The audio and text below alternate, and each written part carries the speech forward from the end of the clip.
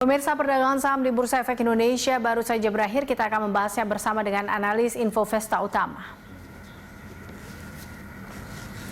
Untuk membahas bagaimana pergerakan IHSG akhir pekan serta prospek pekan depan, kita telah terhubung dengan Praska Putratyo, analis Infovesta Utama. Mas Praska. Ya, selamat.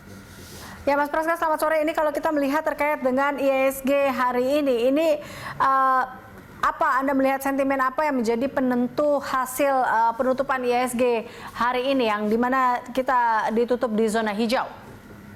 Ya, memang pergerakan Blue Chip IHSG hari ini cenderung sekitar meskipun memang kita cenderung fluktuasi ya sepanjang sesi perdagangan dengan range yang cukup lebar saat sesi satu tadi, dan kita lihat memang saya melihatnya sore ini berpotensi ditutup menguat meskipun relatif tipis ya di kisaran 4.915 sampai ke level 4.950-an. Jadi dengan range yang tidak terlalu besar seperti itu. Dan kalau saya amati juga memang di sini semacam antisipasi ya terhadap rilis data ekonomi Amerika Serikat seperti angka pengangguran yang meskipun membaik ya, dan dibandingkan dengan ekspektasi dia di atas, tapi tetap ada optimisme perbaikan ekonomi.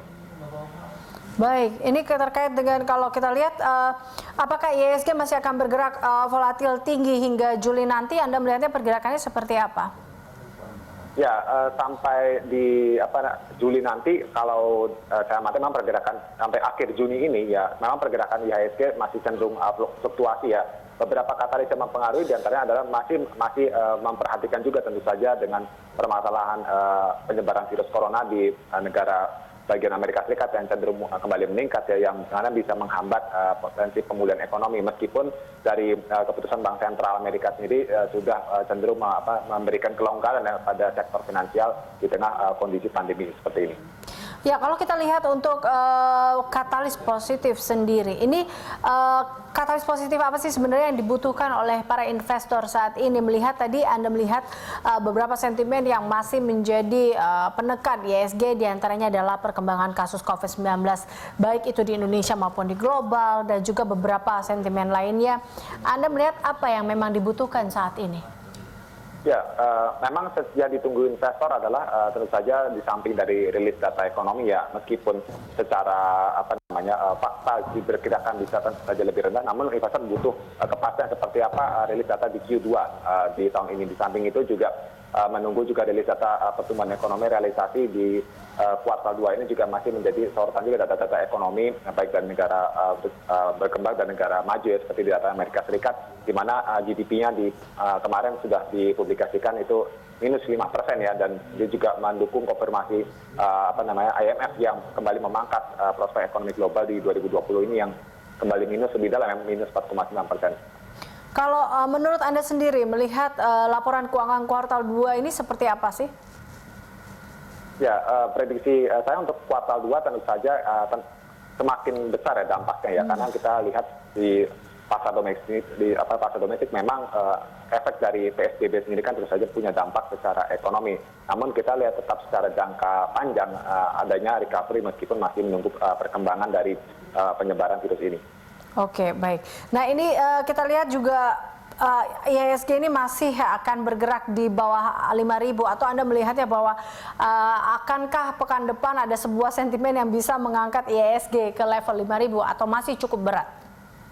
Ya, sepanjang pekan depan memang IHSG 5.000 ini masih menjadi semacam level resistensi yang cukup kuat ya, karena di perkiraan saya IHSG pekan depan berpeluang menguat hanya masih relatif tipis dengan maksimum level di resisten di 5.133, sementara untuk supportnya IHSG berpeluang bergerak di kisaran 4.890 untuk sepanjang pekan depan.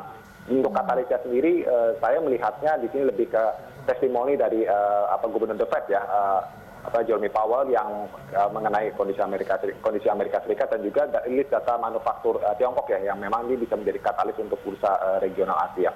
Oke, nah ini kita juga melihat beberapa sentimen dari global, diantaranya efek domino kasus Jiwasraya, ada juga pergerakan rupiah di tengah proyeksi resesi ekonomi saat ini. Inikah juga cukup menekan pergerakan IHSG kita, atau mungkin sektor apa ya juga yang salah satunya juga menjadi penekan atau mungkin bisa menjadi penopang IHSG kita di pekan depan? Ya, untuk sektor yang masih menopang ya, perkiraan saya lebih dari sektor perbankan yang memang meskipun di hari ini sektor perbankan kurang terlalu perform ya, dan namun kita lihat pekan depan ini sektor perbankan dan sektor barang konsumsi yang berpeluang menopang pergerakan IHSG di samping itu juga sektor pertambangan, di mana untuk di hari ini cukup menopang ya, masih membantu penguatan indeks di zona positif. Oke, baik. Ini kita lihat juga kalau Anda melihat peluang IHSG dan rekomendasi Anda tentunya terkait dengan pekan depan akan seperti apa? Ya, untuk IHSG pekan depan diperkirakan masih menguat, tapi menguat terbatas ya, flat ya di kisaran 4890 sampai di 5133, dan beberapa saham-saham memang yang bisa dicermati ya, yaitu dari sektor perbankan ada dari saham Bank BCA, kemudian ada saham Bank Mandiri, dan dari bahan konsumsi sendiri kita bisa lihat ada saham Unilever ya yang menarik untuk dicermati, dan saham dari telco sendiri kita lihat ini ada saham Indosat ya yang bisa menjadi alternatif. Oke, nah tadi Mas Praska, ini terakhir tadi Anda mengatakan soal sektor perbankan. Kita tahu bahwa saat ini juga pemerintah telah menggodok terkait dengan pemberian atau kebijakan penempatan uang ke bank-bank mitra ini. Apakah ini juga akan mempengaruhi sektor perbankan? Ya, saya rasa di situ memang menjadi katalis ya saham-saham sektor perbankan. Namun saya rasa katalis tersebut belum terlalu cukup kuat ya, karena memang kita lihat ini saham sektor perbankan masih bisa dikatakan ini cenderung mengalami koreksi yang lebih ke arah profit taking ya, bukan secara prospek, karena kita lihat ini ekspektasi perbankan ke sektor keuangan pasca pandemi ini secara recovery diharapkan menjadi promotor, menjadi penggerak utama ya bagi ekonomi, sehingga kita lihat trennya masih cukup bullish. Baik, terima kasih Mas Praska atas informasi dan juga analisisnya. Pemirsa, Praska Putrantio, analis Infovesta Utama.